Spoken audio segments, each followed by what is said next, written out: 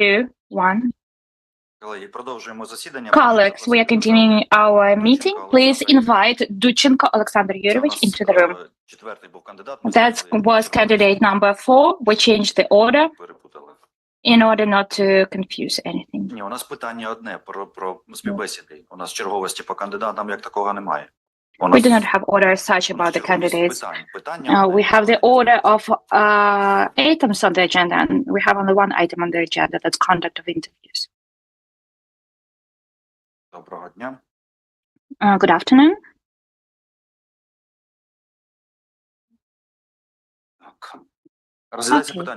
We are considering the issue on compliance of candidate for the position of the judge of the High Anti-Corruption Court, Dudchenko Oleksandr Yuriiovych, with the criteria set out by Part 4 of Article 8 of the Law of Ukraine on the High Anti-Corruption Court. At the meeting, we have members of the PCA, Robert Heinbruckheisen, chair of the PCA, Norman As remotely, Mary-Kate Butler remotely, Gabriela Yotka-Dekretskiene, Jessica Lotontsov, John J. O'Sullivan, members of the HQCJ, Mikhailo Bogonis, Людмила Волкова, Віталій Ацелюк, Ярослав Дух, Роман Кадисюк, Надія Кубецька, Олег Колюш, Ігор Кушнір, Руслан Мельник, Олександр Мулян, Андрій Пасічник, Роман Саботаж, Руслан Сидорович, Сергій Чимак, Галина Шевчук. You have the right to request recusals, to submit motions upon permission of the chair, express your positions and objections, and to challenge the decision. Do you have any recusal requests? I have no recusal requests. Thank you. The rapporteur regarding you is Bogonis Mikhailo. Please, the floor is yours. Thank you, Andrei. Good afternoon, Mr. Oleksandr. Dudchenko Oleksandr Yuriiovych submitted an application for the position of the judge of the High Anti-Corruption Court of Ukraine. That was submitted as a person compliant with requirements of Part 2 of Clause 2 of the Article 7 of the Law of Ukraine on the HAC. So he has respective education and experience in the sphere of law at least 7 years. With respect to qualification, then in 2009, the candidate graduated from National Law Academy of Yaroslav Mudry, obtained full higher education under legal sciences, and obtained the qualification of the lawyer. His diploma of the master's was with honors. In 2012, he received the attorney's license issued by the Poltava Qualification Commission of the bar.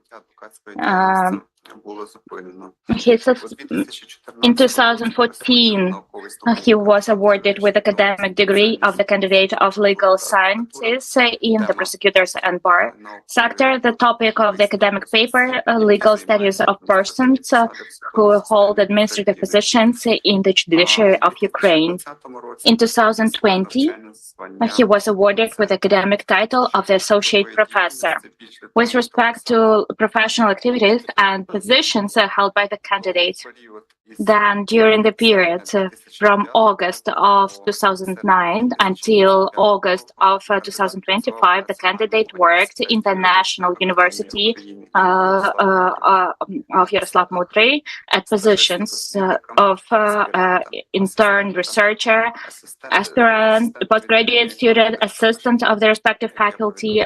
And as I've informed previously, after the award of the academic degree of the associate professor, he worked as the associate professor of the faculty of criminal process of Yaroslav Mudry National Law University. Besides, in addition to academic activities, he also engaged in other activities. In particular, he was the head of the Trade Union Association of Students in Yaroslav Mudry National University from February of 2015 until December of 2019. Also, since July of 2017 until June of 2022, he was the deputy director of the Institute of HR Training for Justice Bodies of the Yaroslav Mudry National Law University, and starting from February of 2019 until July of 2020, he was registered as an individual entrepreneur. Also, he had corporate rights in a private enterprise law company, Dartlex. And from August of 2024 until August of 2025, he was the leading analyst of consolidated state-owned enterprise Infotech. With respect to information about results of participation in the competition, then according to the decision of the Commission dated February 4 of 2026 regarding the first stage of the qualification exam, Dudchenko Oleksandr Yuriiovych got the determined result of 348.79 points.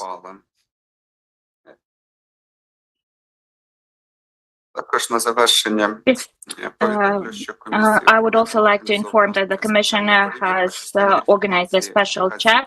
Some of the information collected as a result of that will be discussed today.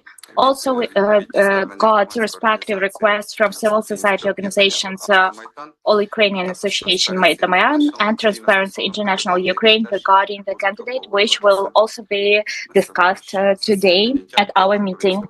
Thank you. That's it from my side. Andrei, I'm passing the floor to you.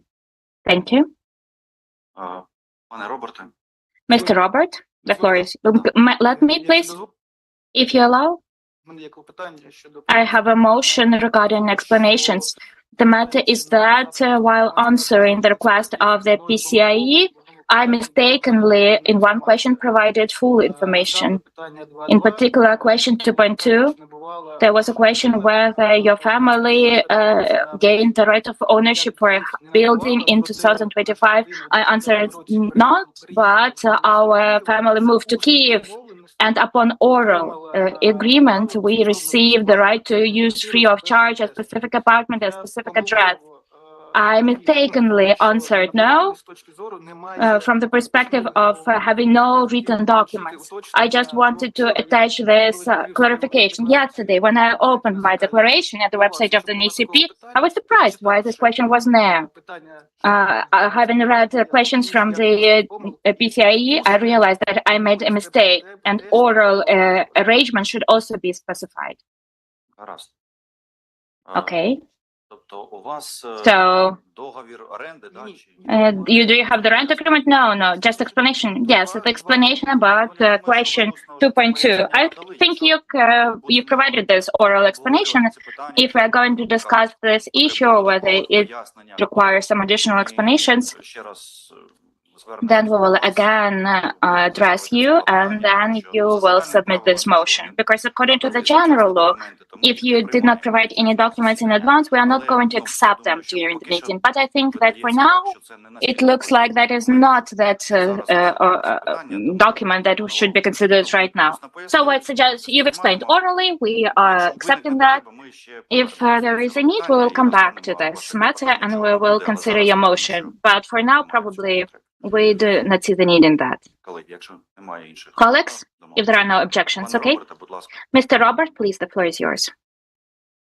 Thank you, Mr. Chair. The rapporteur in your case will be Mr. John O'Sullivan. John? Good afternoon, Alexander. In reference to the motion you just said, you did advise us that you were receiving free lease in Kyiv somewhere in your documents, didn't you? Yes, I mentioned that, but only yesterday when I noticed this mistake, yes. Okay, very good. All right, let me introduce you to the panel of experts before we get started. To my right is Robert. Robert is our chairperson, and he is an attorney in the Netherlands, in Amsterdam, in Leiden. Next to him is Supreme Court Judge Gabrielle, who's from Lithuania. And beside her is Jessica, who is a lawyer in Canada. Then if you look up at the screen, on your left is Mary Butler. She's a lawyer and a prosecutor in the Department of Justice in the United States. And adjacent to her is Norman, who is an attorney from Estonia. So I noticed from your profile that you are an associate professor. You haven't been a judge. Tell me what you believe or why you believe that your experience as an associate professor prepares you to become a high anti-corruption court judge. Thank you for your question. I would like to point out regarding that matter that we all understand that you do not become a judge at once. Before that, you have a long, thorough process of being a lawyer, and everyone chooses their own pathway, how they will reach that point. I chose the pathway through academic activities in the sphere of law. Since the very beginning of my activities, I was interested in the judiciary. I was choosing the respective faculty regarding organization of judiciary and law enforcement bodies. The topic of my dissertation is also dedicated to organizational issues in the judiciary sector. So I was going towards our today's day in order to have courage to choose this profession. And that has been a long process of thorough work through in the academic community. I fully and clearly understand that no experience, regardless of what experience I might have, cannot replace the judge's experience. But I believe that nowadays my experience is relevant according to the legislation, and that knowledge and those skills and abilities are the foundation, are the basis for me being able to perform the delegated function. So that's not a temporary decision that I decided today. No, that's a pathway that I have been following since the start of my career. Thank you. Okay, thank you. So what I want to question you mostly about is your finances. Because if you look at your finances, it appears that you've been able to save a good amount of money based on your and your wife's income, a large amount of savings, and also accumulated some assets. So most of my questioning is going to be about that. And I'm going to go back to when you were a student from 2000 until 2009, 2004 to 2009. You've indicated to us that you were able to save $12,000 during that time. In my experience, most students don't save money, they spend every penny they have. So tell us how you were able to accumulate that amount of money while a student. Thank you. I fully understand, and I differ from a major part of students. The issue is that at that period of time, I had a status of an orphan child. So I was fully supported by the state in terms of my maintenance, and I showed in my income quite significant amount that the state paid to me, was paying to me. Even more to say, I provided the certificates, the certificates which show that tax inspection certificates do not reflect the whole amount of money which I received. As an orphan child, I was also eligible for other social benefits, social issues such as free of charge accommodation, free of charge traveling expenses. So at that moment, the state took care after the orphan children, and indeed, I had this full capacity to save money as much as possible. And also it happens that starting 2021 to 2024, I had quite small income at that period of time. So I was just get used to normal, lifestyle, modest lifestyle. So if I compare my income with income of other students or even a lecture, my income was higher even in comparison with the postgraduate studies of mine. So thanks to the support of the state at that moment. So you cannot compare income of an ordinary student with my income at that moment, thanks to the support of the state. Even more to say, so my grandmother helped me and supported me, and I want you to just listen to my question, just respond to that question, try to be as concise as possible because we have a lot of questions to ask in a short period of time. So you provided a table in your response to our question showing you and your wife's income from 2004 through 2024. During the time period from 2005 to 2009, when you were a student, you indicated that you received this pension because of, or these monies because of your status, which totaled about 30,000 hryvnia or $6,000 US. Is that money included in this table or not? Ні, в цю таблицю не включений. No, they were not included in the table. This table is exclusively only for your convenience to understand That's all I wanted. from the tax inspection. Included or not. And why is it that at that young age you decided to save so much money? I mean, you've explained to us how you were able to have more money than most students, but what did you plan to do with that money? Першочергово я хотів First of придбати all, житло. I wanted to purchase property. So it was my dream to keep staying in Kharkiv. I was a student in Kharkiv, so I moved to Kharkiv from another region, and my dream was to buy property. So yeah, and actually it happened like this, more or less. And I understand that after studying process, I would have less social, financial maintenance and support than during the studying process. So you've also told us in your response to questions that in 2011, your grandmother gave you approximately 12,000 US dollars. What was the source of those funds? Where did she obtain those funds? Дякую. Це Thank you. дійсно. Indeed, regarding this confirmation of such source of funds, it was the most challenging question for me. But in my written explanations, I tried to give as many details as possible. So the major part, the first part, was confirmed by documents that heritage from my mother. So part of funds was at the deposit bank accounts at the two banks. This money were received directly by me after her death when I inherited it and received the rights of inheritance. And of course, when I was a school student, I gave this money to my grandmother. That's confirmed by a separate document on inheritance. Two other parts of these funds, no, the first part, that's from alienation of that property. Sorry, it will take a little bit more time, but I will try to be concise. So, when I moved to Kharkiv, my grandmother started living alone without me. So it's this area, the district where she lived. So it was a little bit, there were lots of crime there. We realized that was a private house where she was living. We understood that the things that were actually stored there, that house, it could be stolen there. The robbery could happen. Yeah, indeed, it was quite a prevail situation at that moment. So we are speaking about construction materials to construct a house. It was planned back in 1996, 1995.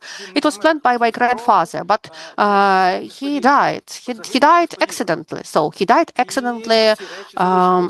And these things were still there.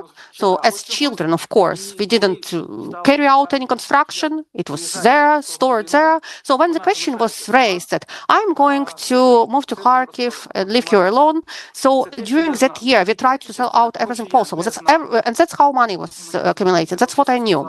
Another part, the third part, I didn't know about it. And my grandmother informed me about it just in 2011, before my marriage. So that's the third part. As it was that, so I was born, and my childhood was spent in a house before the death of my father. So his family actually compensated some part of that money for that house. I didn't know about it because I was not in touch with his relatives, and that's what I knew and what I know, what I share with you.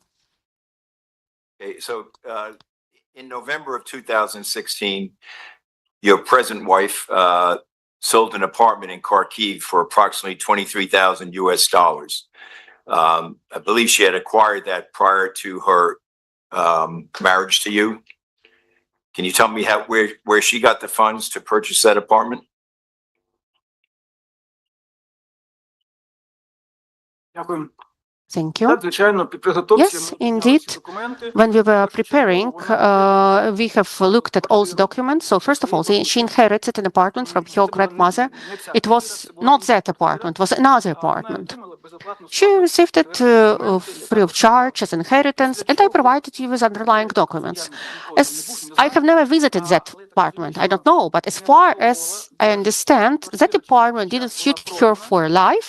So in certain period of time, it was sold, and my wife's parents added some money to purchase this apartment, which she sold in 2016.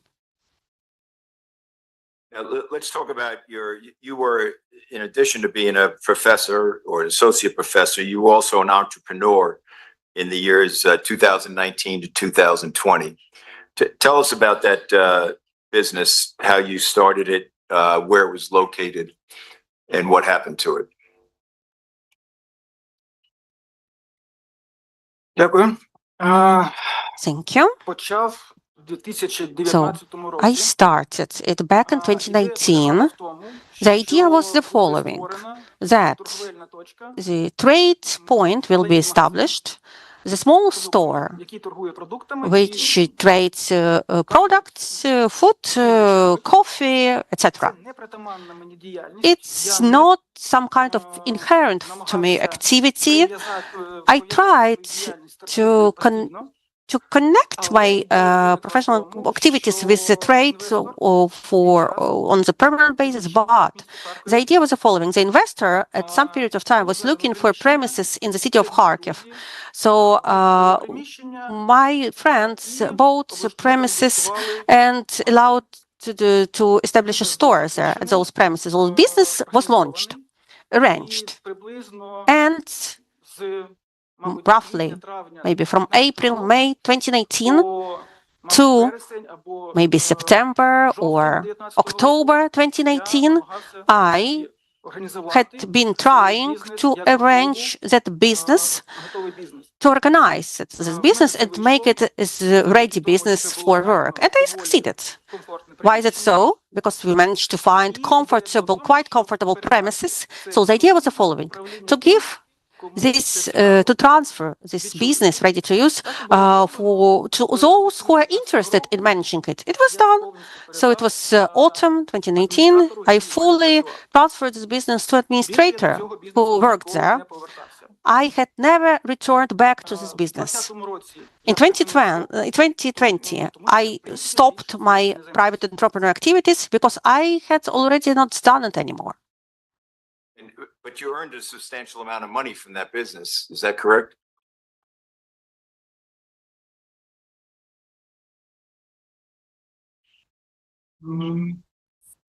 Не зовсім ні. I had not invested money. No, my investments were minimum regarding this business. So the premises, equipment was purchased by an investor.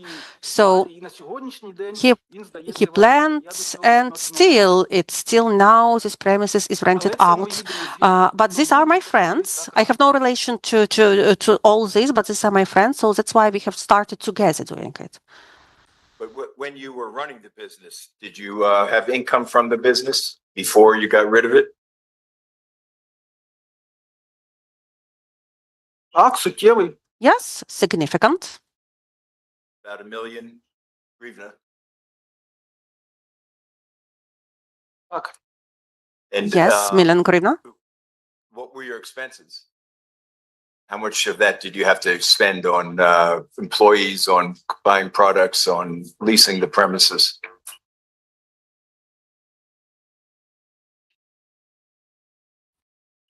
Оскільки я працював на другій формі, I worked under the second category of tax payments as a private entrepreneur.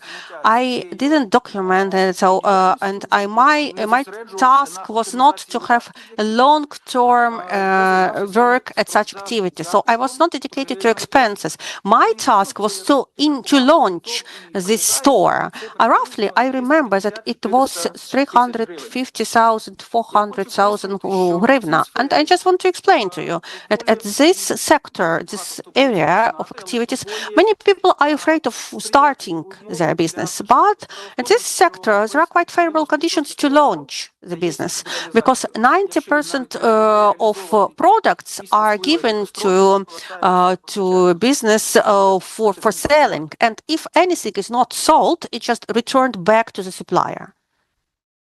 But your income, based on your chart, it increased from 13,000 in 2018 to 40,000 in 2019. That was just from the business, from the entrepreneur business, and then you went back to about 20,000 after getting rid of that business. So did you actually receive $40,000 in net proceeds from that business?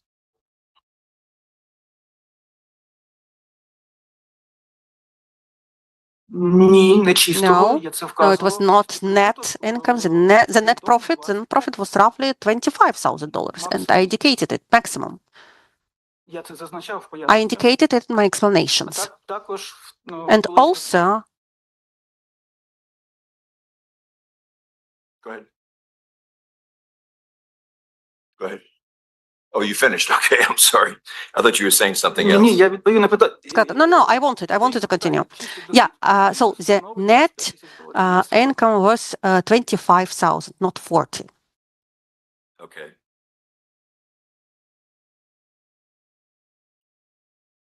And so what percentage of your total sales was that?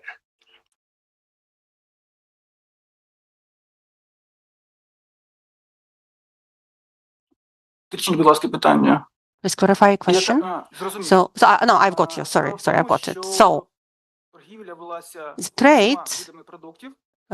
was regarding selling all types of products, but we mainly focused on certain categories. And there's fast food, it's coffee, snacks.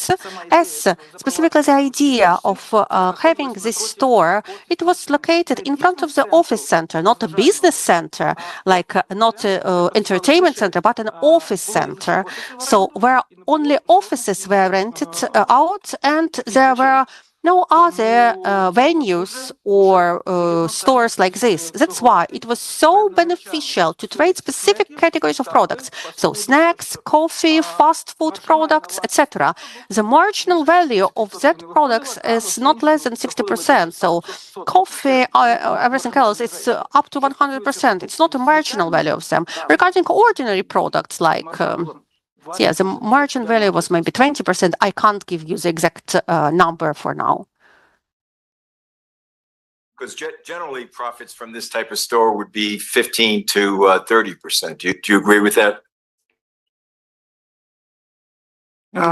Так, я погоджуюсь. Yeah, I Я ж agree. зазначив стосовно That's why I цього. mentioned Але я it. хотів би ще But раз again, I would like to mention another important issue that regarding my income, which was shown, that I also took products for selling them.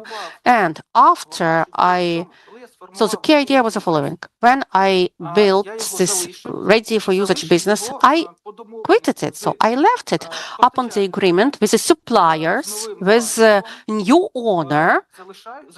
So, and I took the revenue which I received, but I didn't pay money for products which were not yet sold. So the products were given for selling, and then I left that business to the new owner, and it was done upon agreement. But I also ask you to take into consideration that indeed there were two types of products. As you mentioned, 15 to 30%. Yeah, indeed, it corresponds to the reality. And also another type of products starting with the marginal value from 60%. So like snacks, coffee, everything related to fast food selling. Okay. So let me move on to the property that you purchased in 2015 with your wife.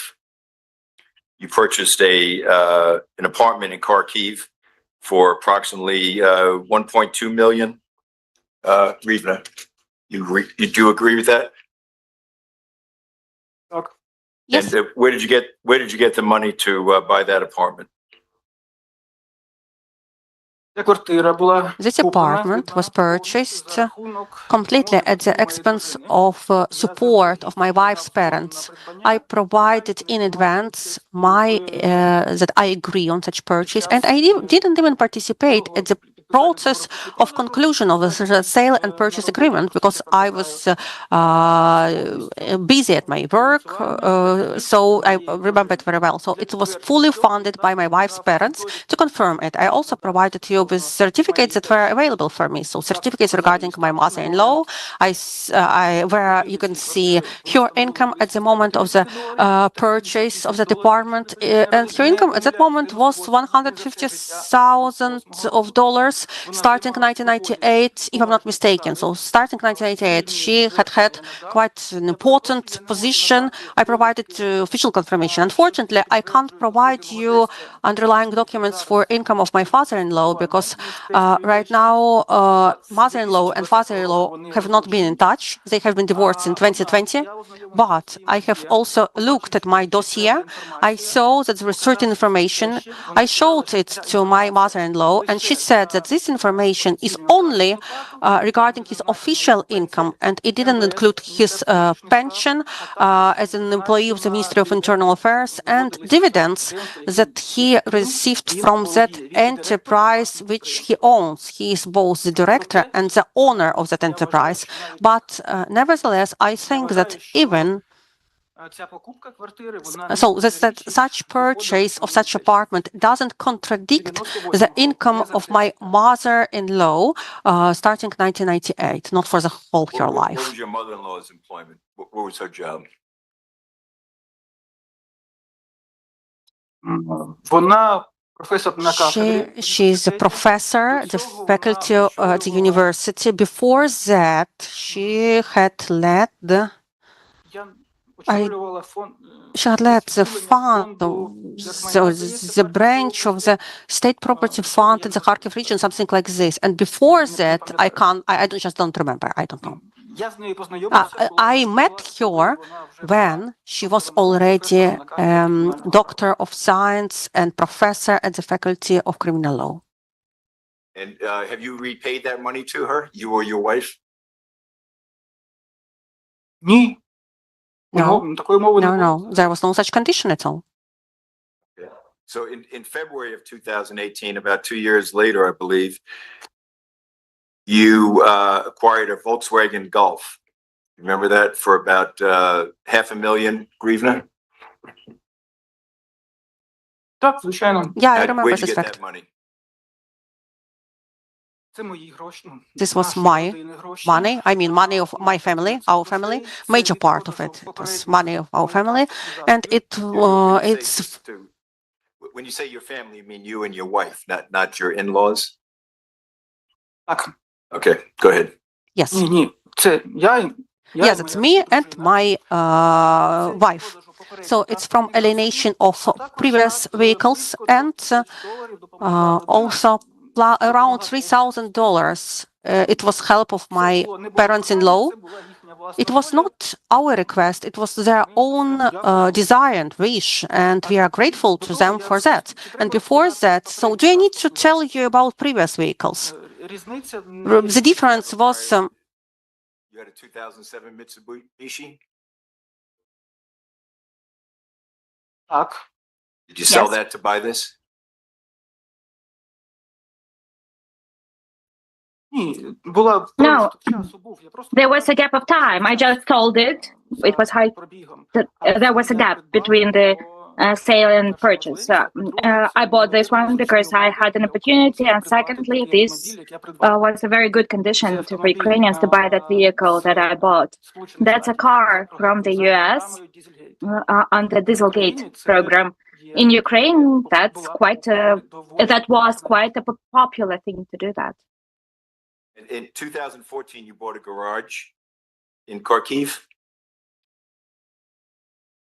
How much you pay for that, and where'd you get the money?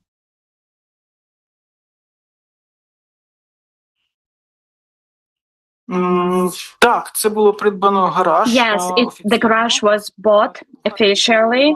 In Kharkiv, we do not have that many garage complexes with registered land plots where you can buy the garage under the sale and purchase agreement. But it was quite a small amount of money. That money was not difficult for our family to pay.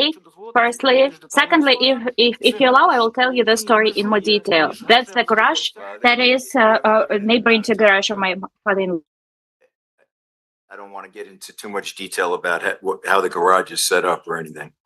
So going back to the apartment that you purchased with your mother-in-law and father-in-law's funds in 2015, did you renovate that apartment? Ми купили її, це була We bought it That was secondary market Жила квартира, там жили люди, that але people used to live before us. But yes,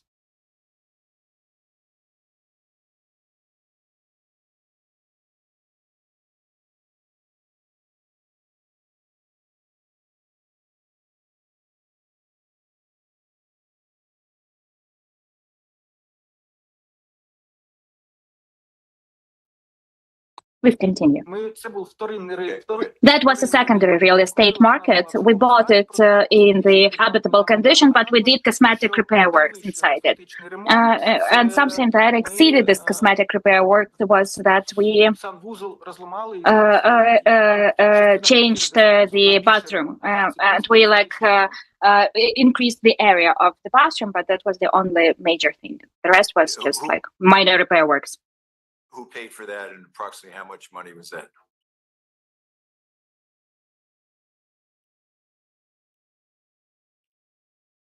Це не було велике навантаження. That was not a big financial burden for our family to do these cosmetic repairs. My father-in-law also helped us to do that. We did these repair works, these cosmetic repair works. So were done by his acquaintances, but he paid for that. I did not calculate. That was not some major repair works for me to calculate the amount. It was not a big problem to pay for that. Okay, so to finish up, I want to ask you a couple of questions about where you presently live and where you lived prior to that. So from April 2022 until recently, you were living in a flat in Venezia. Is that how you say it? And I understand you didn't pay for that flat. Why is that? Tell me about that. Так, ми проживали в Yes, Вінниці. Це We був lived in Vinnytsia, that we had to relocate from Kharkiv in March. Ми не планували так. We did not plan to relocate, but we were forced to do that.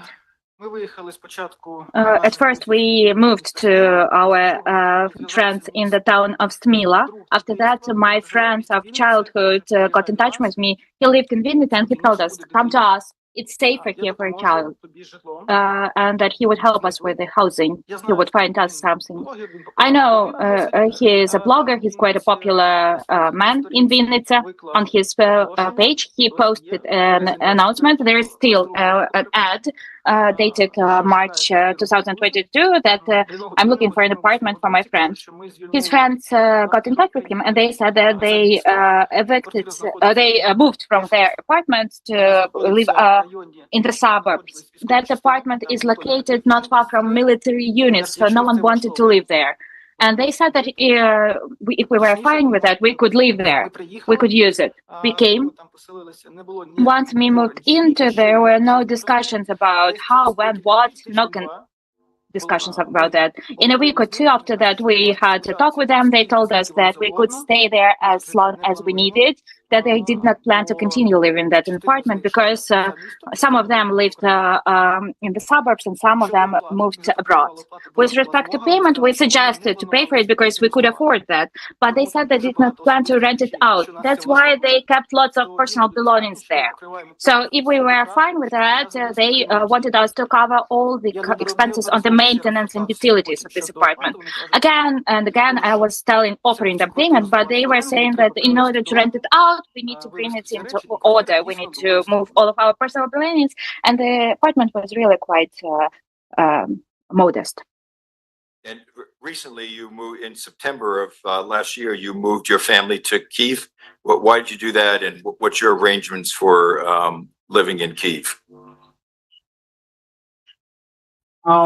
Щодо Києва, With respect to Kyiv, here I have a friend with whom I lived in a dormitory as a student. He's from Kyiv. He called us to come here starting from 2023.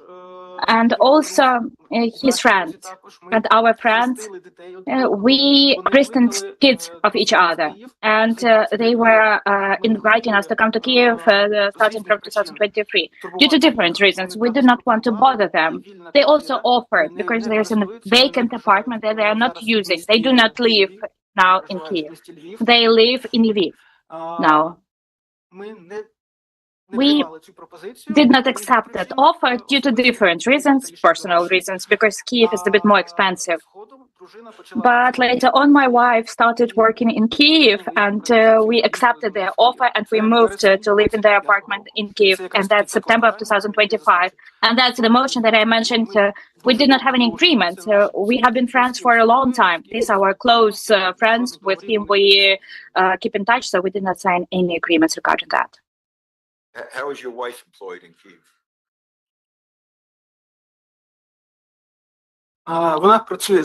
She works part-time. Her main place of work is remotely in Kharkiv, but part-time she works in Kiev department of the Institute of Judicial Expertise of Professor Bakarius. That's Kharkiv Institute, but they have the Kiev branch of this Forensic Expertise Institute. And how do you do your teaching while living in Kyiv? Our studies at our university, starting from 2022, are remotely. All of my disciplines are taught remotely, in online. But when necessary, I always go to Kharkiv. If it is necessary, either because of work or because of matters related to military registration. Okay, thank you. I have nothing further at this time.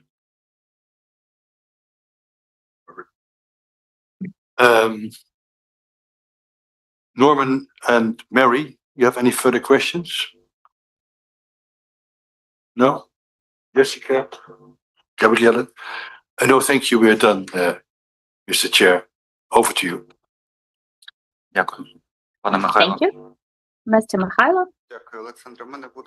Thank you, Alexander. I have some questions to you.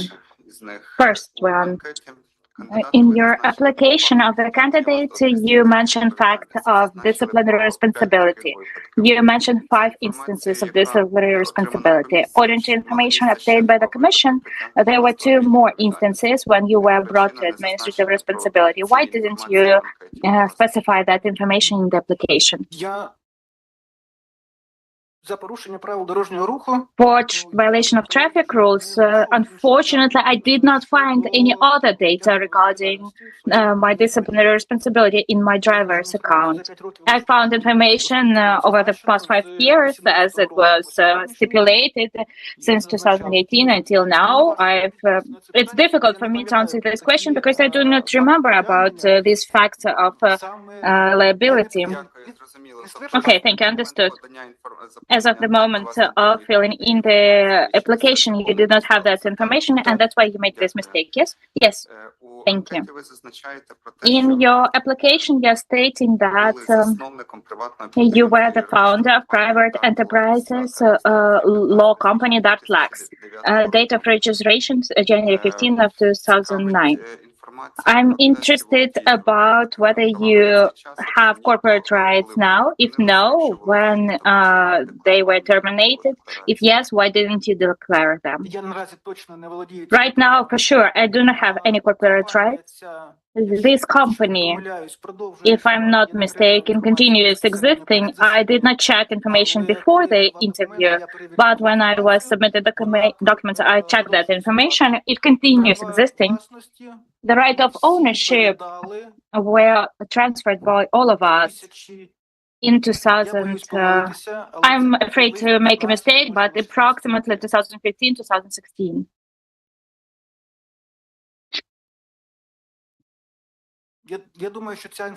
I think that this information as to when the right of ownership was transferred is available in open sources. I do not see any difficulty in checking that, but I was not ready to answer this question as to when I sold or transferred the rights for this company. That's the information that you declared about corporate rights and about the establishment of this company. That's why. Maybe.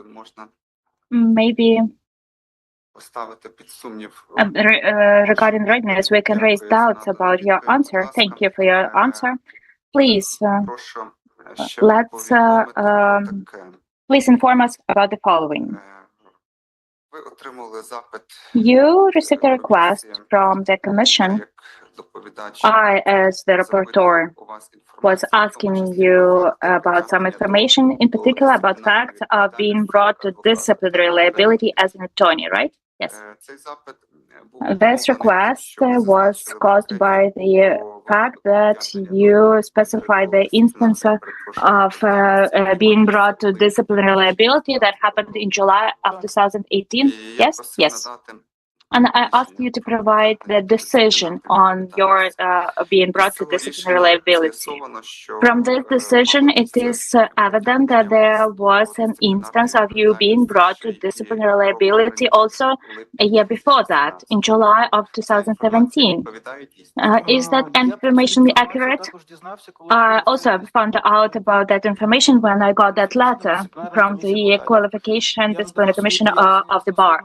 I provided my explanations about that I never engaged in attorney's activities. I did not keep in touch with the Qualification Disciplinary Commission.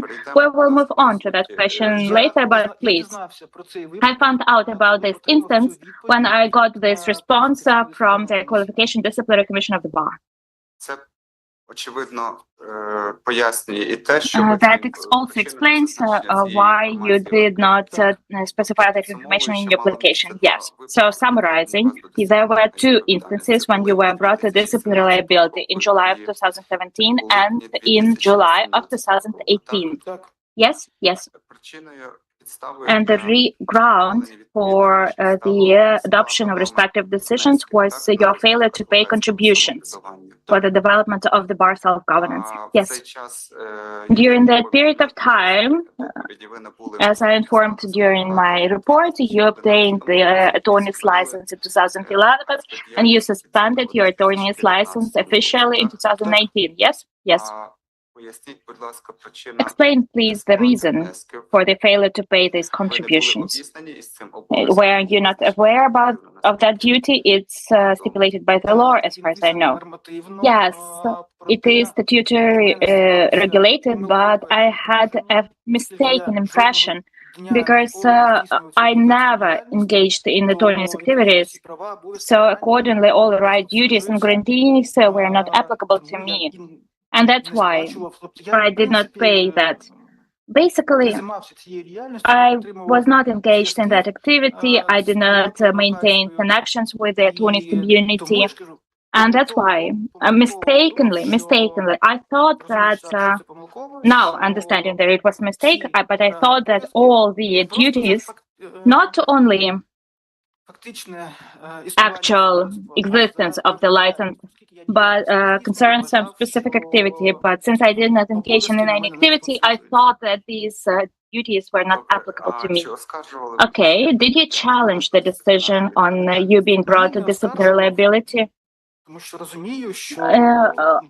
I did not, because I understand that according to the legislation, when I came to the commission, we talked with them, and I realized that I paid contributions at once and I suspended my license at once. Okay, thank you. After suspension of the license, you got registered as individual entrepreneur. And one of the codes of your economic activities was 6410, activities in the sphere of law. Yes? Yes.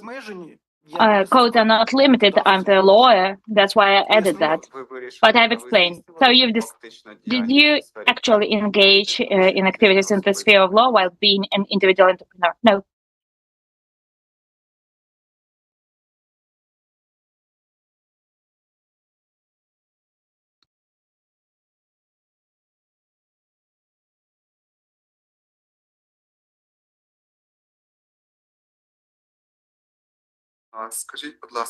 Tell me, please, with respect to work in state-owned enterprise in Polotech in the city of Kiev from August of 2024 until August of 2025. During that period of time, did you continue working as an associate professor in the university, right? Yes, yes. And what was the mode of work that you had? The mode of work, both, it was agreed that I would work remotely. And what about part-time or full-time? In the university, full-time and part-time in Infotech. And you managed to combine work in the enterprise and in the university? Yes. My teaching activities are quite often combined. I've always worked, and as you can see from my dossier, I've always worked at several jobs. I'm used since childhood to having a big workload. We always had several positions at the same time.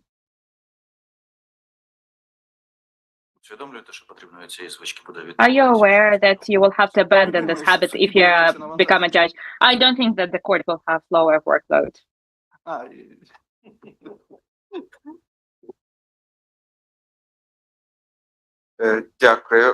Thank you.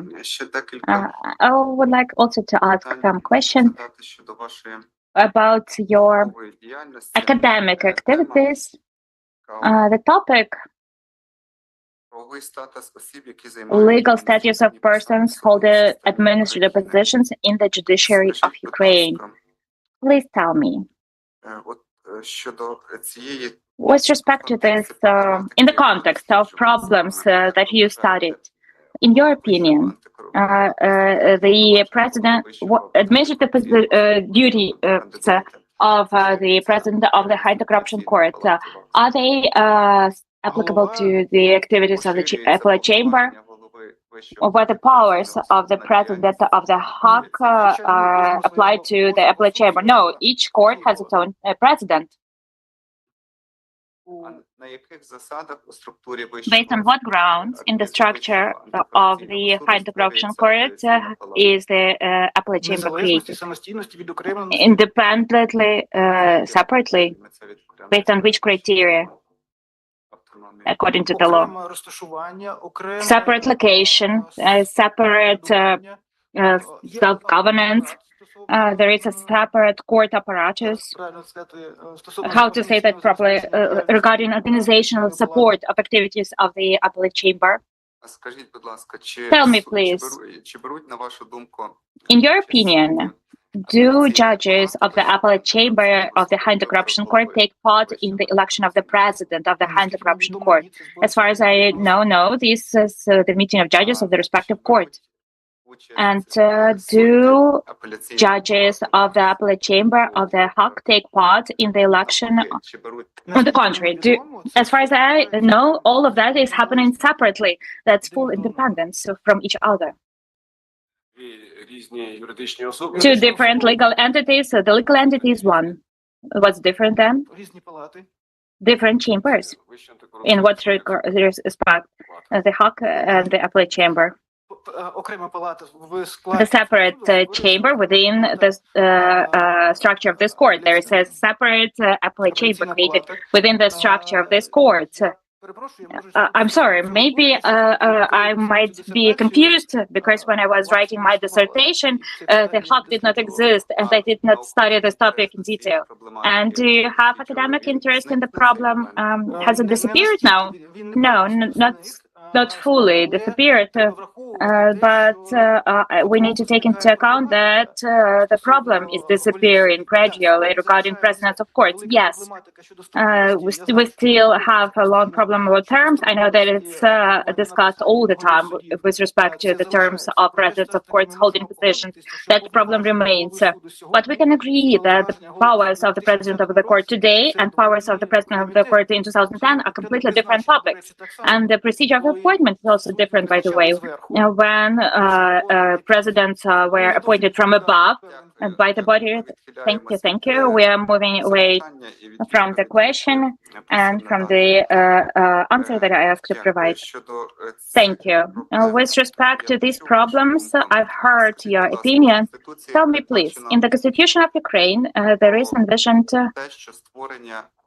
that creation of two types of courts is not allowed. Which courts are we talking about? Do you recall Article 125 special and ad hoc? To your opinion, what's a substantial criteria of special and extraordinary courts that differs them from specialized courts? So they are established for a specific case, not a category of cases, but a specific case. I consider a high anti-corruption court as a court of specialization. Yeah, of course. Thank you. Thank you for the provided reply. Dear colleagues, that's all from my side. If anyone has any other questions, please. Dear colleagues, do we have any other questions, please?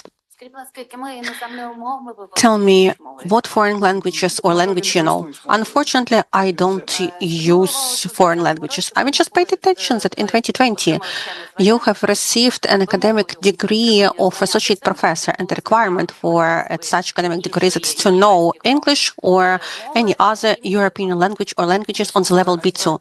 Forum exam, and when after FM, I don't ask it.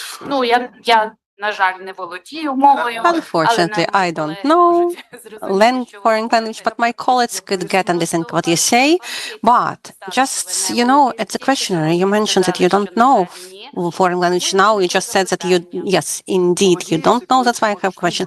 So to know language, that you can listen freely to what they say. And do you know that there are different levels of knowledge of language? A2, it's already a level of knowledge of English.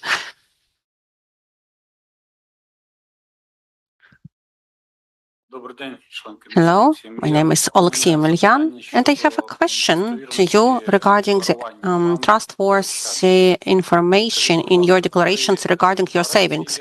Tell me, I see 3 declarations. So in each of these 3 declarations, have you declared to the full extent all your savings? Cash, assets, section 12. As far as I know that, yes. Then, question regarding missing savings and the national currency in cash. There are no savings national currency in cash at the end of the reporting period. Each year, you try to to celebrate the New Year Eve without any cash in hryvnia, not you, neither you or your family. No, we have joint budget. It's quite hard when you have joint budget. Maybe you forgot about it. No. It's maybe, if even there are certain amounts of cash that's like 100 hryvnia, maybe. You think that if you declare savings in other currencies, then you don't need to declare if that's not significant amount of money? No. Sorry, maybe it would sound as a joke, but this year we definitely, New Year Eve, we definitely celebrated without cash at all. And we were laughing with my wife. Sorry, not this New Year Eve, but the previous one. And it was specifically related to your declaration question. Before that, even if there were some money, it were just a few hryvnia at the pocket, and that's all. But did you have this obligation to declare them if you had them?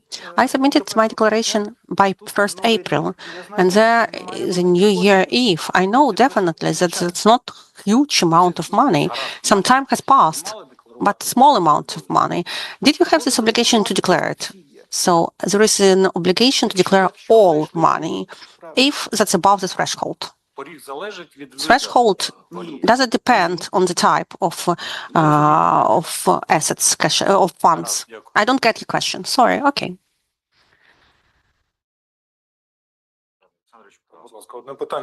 One more question regarding the practical task. If you remember that circumstances of the practical task, it was problems with declarations submitted in 2024 for 2023. So submission of declaration was in March 2024, when the law as of 2021 was still in force, and then the period between submission of declaration, consideration of that case in court, their amendments to legislation took place. So you applied the following, that the law as of 2021 should be applied in that case. But my question is the following. The threshold of not necessary to declare has been increased from 500 minimum subsistence minimums up to 750 subsistence minimums. So don't you think that the new provisions should have been applied rather than the old provision of the old law?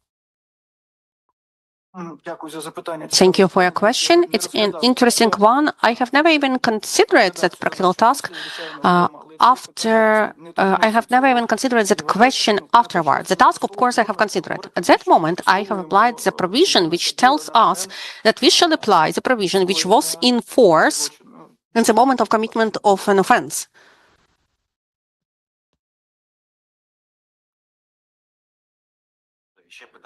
Dear colleagues, are there any other questions? Tell me, please, the checkpoint Slavutich. No, please continue. Sorry. So the checkpoint Slavutich. Can you tell us where it's located, in which country, and what this checkpoint is? So it was 2018, together with your wife. You have crossed the checkpoint Slavutich. Yes, indeed, it's with Belarus. So it's a checkpoint with Belarus. Yeah, it was a coincidence that on 9th of May I was in Belarus, but I have provided documents to the PCIe. I was invited, no, my wife was invited to the conference in Poland. And as I'm also a scholar, I'm also interested.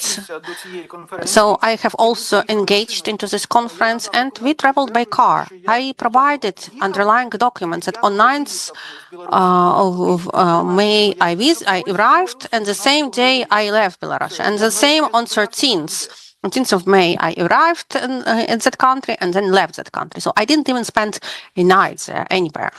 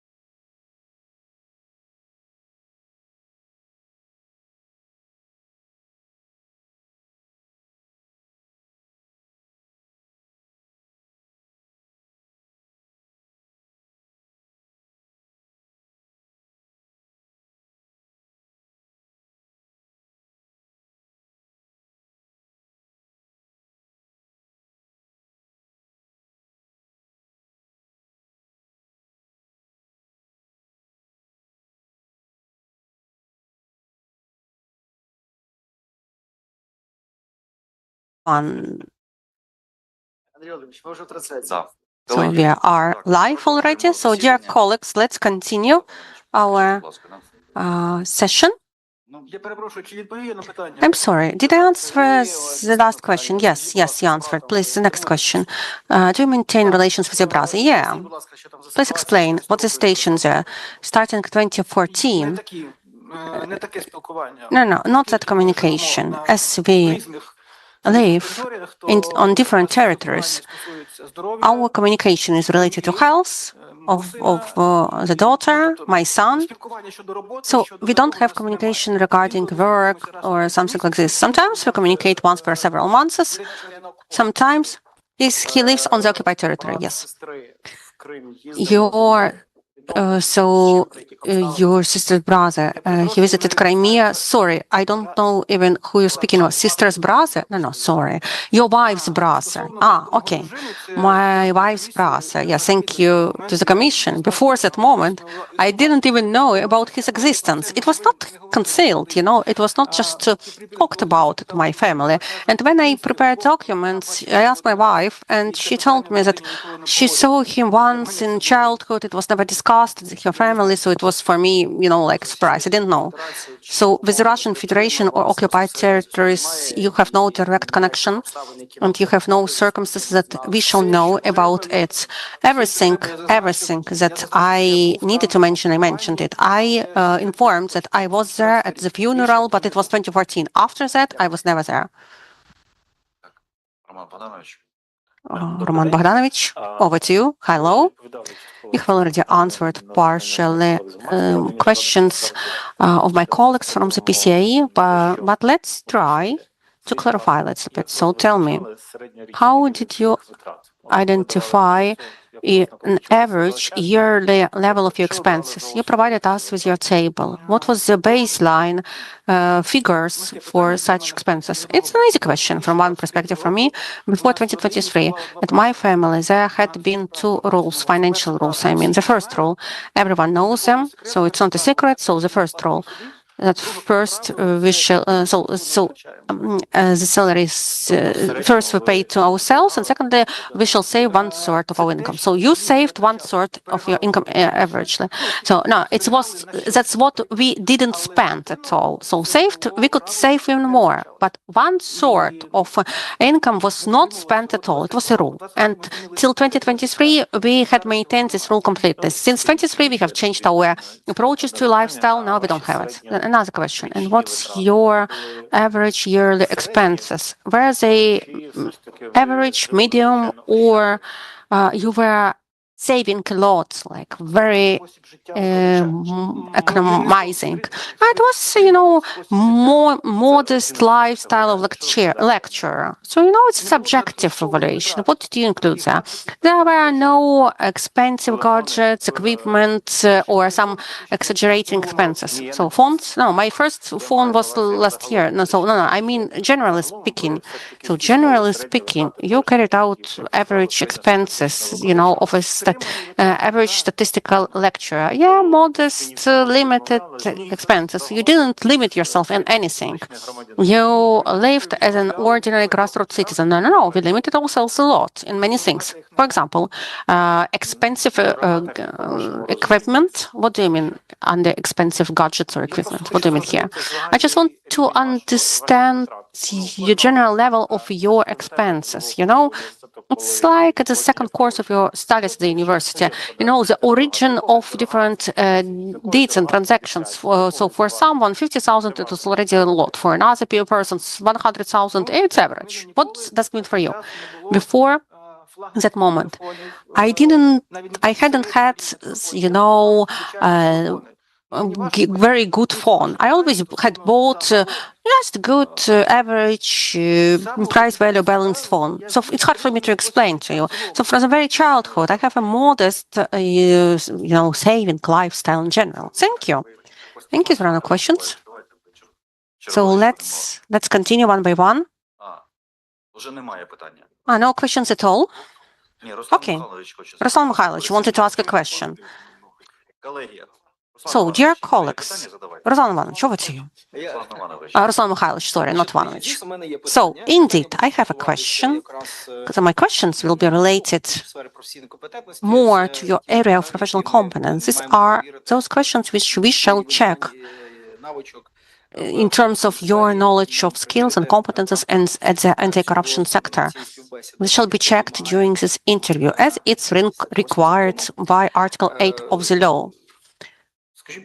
Tell me, from the perspective of those publications that you've mentioned at your questionnaire, at your profile, as far as I understand, despite the fact that you work at the Faculty of the Criminal Process, mainly you study issues related to the organizational issue of functioning of the law enforcement authorities and court authorities. Good. And then, yes, the answer is yes. Okay, then, but activities of the Higher Anti-Corruption Court carried out mainly in the area of criminal justice. How would you characterize your level of knowledge and understanding of application of provisions of criminal code and criminal procedural code?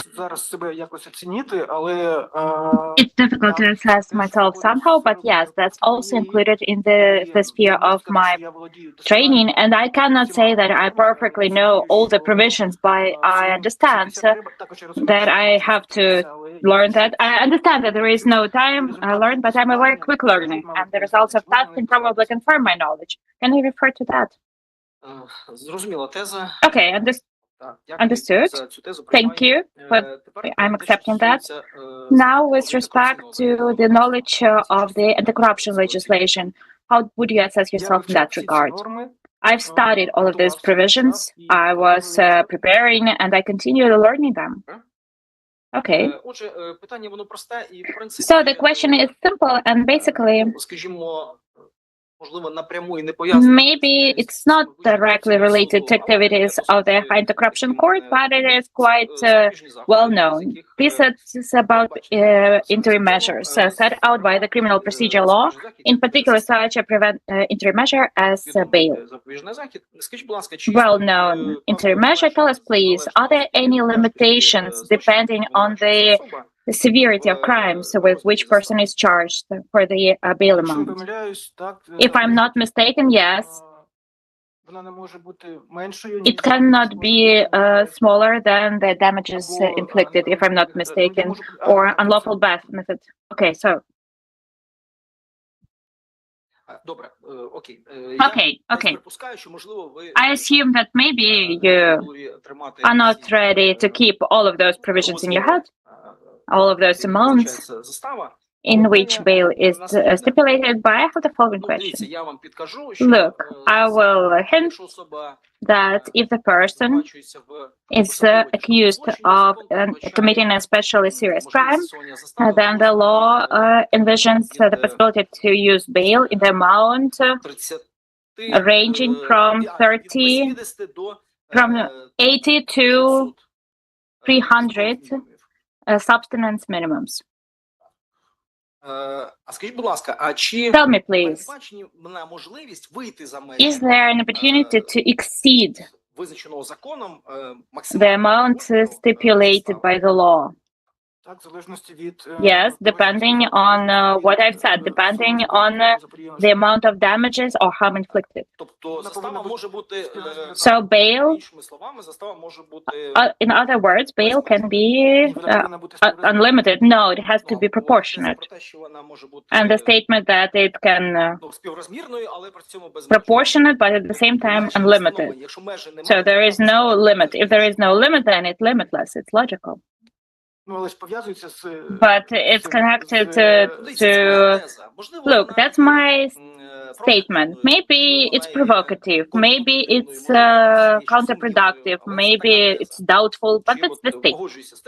Do you agree that the bail can be limitless, even though it's proportionate to the damages? It's difficult to agree with the wording limitless. You cannot agree with this wording, no. Okay, understood. But if I say that this is so, Unfortunately, I'm not ready right now from memory to say that. Okay, understood. That's about the bail. Look, just for information, for example, why that is related to activities of the Anti-Corruption Court. Because we know very significant bail amounts. The biggest bail amount as of 2025 was 523 million hryvnias. Can you imagine that? That's a lot of money. And you see, you will not find in the law the criteria for the calculation of this particular amount, because everything is at the discretion of the judge of the Anti-Corruption Court, investigative judge in this case, who, upon their own discretion, based on damages inflicted, can choose any amount of the bail that, in his or her opinion, will ensure proper conduct of the person. Mr. Ruslan, what's your question? The question has been asked, and there was information voiced that points out the importance of the understanding of that this bail as an interim measure is topical for the functioning of the Anti-Corruption Court. Now a question about the law on corruption prevention, because that is the specialized law in this sphere. And the question is very simple.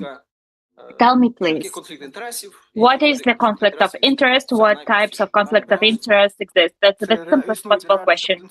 The real and potential conflict of interest, that's when private interests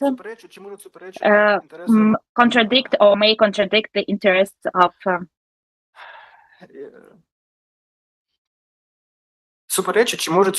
contradict or may contradict the performance of official duty. If that's real, that it contradicts private interests, contradict the interest of performance of the duties. If that's a potential conflict of interest, then they may contradict. Okay, and in continuation of this question, we can imagine the situation. If, for example, you become a judge of the Anti-Corruption Court, and participation in a hearing that you are holding is taken by a person with whom you previously worked. Let it be at the university where you are teaching now. First of all, any information like that requires a notification, and it will depend on which relationship I have with that person. The National University, quite a big university, we have many faculty members work in the same faculty. I will for sure submit the self-recusal request, because that's the same faculty, that's a completely different matter. In this situation, is there the conflict of interest? Potential, yes. What it's about, my relationship with this colleague might impact you have purely professional relationship. An external observer still might have questions about that, about our relationship. But that's quite that's a colleague, a close colleague. The ground for recusal, self-recusal in this instance will be the existence of the conflict of interest or other circumstances that might cause doubts about your impartiality. That's a potential conflict of interest, I think, after all. So, in the absence of personal relationships of the private interest, accordingly, you will still, with all of my colleagues from the faculty, I have some private interests. You're talking about my real colleagues. Okay. Thank you for your answer. Well, thank you. Colleagues. Good afternoon again. Kolyosh, Commission member. About clarifying skills for working in the Anti-Corruption Court. How many times have you been in court in your life? At the beginning, when I was a student or a postgraduate student, I visited court hearings. As who? As a party or to the city representative. And these were different. Where are you a party or representative? I was a representative. When? How many times? Several times when I was a student or postgraduate student. That's long time ago. Long time ago. Yes. Understood. With respect to the question in continuation of Mikhailo's question about self-governance in the High Anti-Corruption Court, I've paid attention to the fact that in your motivation letter, you are saying that your purpose, your goal, is to actively promote increase of the society's trust in the judiciary by taking part in the judicial self-governance and providing methodological support. Can you explain to us how judicial self-governance and your participation in it can increase the level of trust in the judiciary? Or maybe to some separate body. Overall, I believe that the experience that I've gained as research in the sphere of organization of the court's functioning will be useful in the sphere of judicial governance, self-governance as well. Because I have some developments and some ideas how to look at that from a new perspective. And any improvement in the organization of the court's work will directly impact the society's perception of the court. Which organizational legal forms of judicial self-governance do you want to take part in? Now I'm talking about the resolution of internal issues of the court by the meeting of the judges, and I'm not even ready to talk about other organizational forms. Okay, and what are your specific ideas for that? Again, you're saying that I have some ideas. The developments that I had. Now you have a chance to implement your developments into some specific idea that you can announce to us. Right now, it's very difficult for me to announce that at the meeting right now because I was not focused on that. Okay, then let's move on closer to the legislation that regulates powers of the High Anti-Corruption Court. Please tell me the subject matter jurisdiction of the High Anti-Corruption Court. What do you know about that? That's a separate article, Article 33.1 of the CPC. I might be confusing figures, but I think that's the one. But if we explain it simpler, as for example, how I would explain that, that's mostly, not always, but mostly those. If we are talking about the criminal part, we understand that we have three: criminal, administrative, civil. If we are talking about criminal, that these are the cases investigated by the NABO, that is regulated by Article 216 of the CPC, where it is we have a separate article for them. We subject and other signs. But if that's separate article of the CPC 33.1, if I'm not mistaken.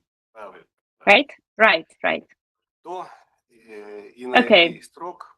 And for what term can a judge be selected as an investigative judge of the Hague? For 3 years. Of the judge of the Hague. Only the judge of the appellation chamber cannot be selected. Correct, but 2 years, not 3. Thank you for your answer. Colleagues, do we have any other questions to candidate? No questions. Dear PCAE members, maybe you have some questions. I guess not, Mr. Chair. Добре, дякую. Okay, thank you. Mr. Oleksandr, now you have an opportunity to address the Commission, the PCAE members, but please be concise and short, up to a minute. Thank you, Commission, for your work. Thank you, PCAE, for your work. Thank you to countries of the PCAE for supporting Ukraine in these difficult times. Thank you. Thank you. Now I'm announcing the interview over.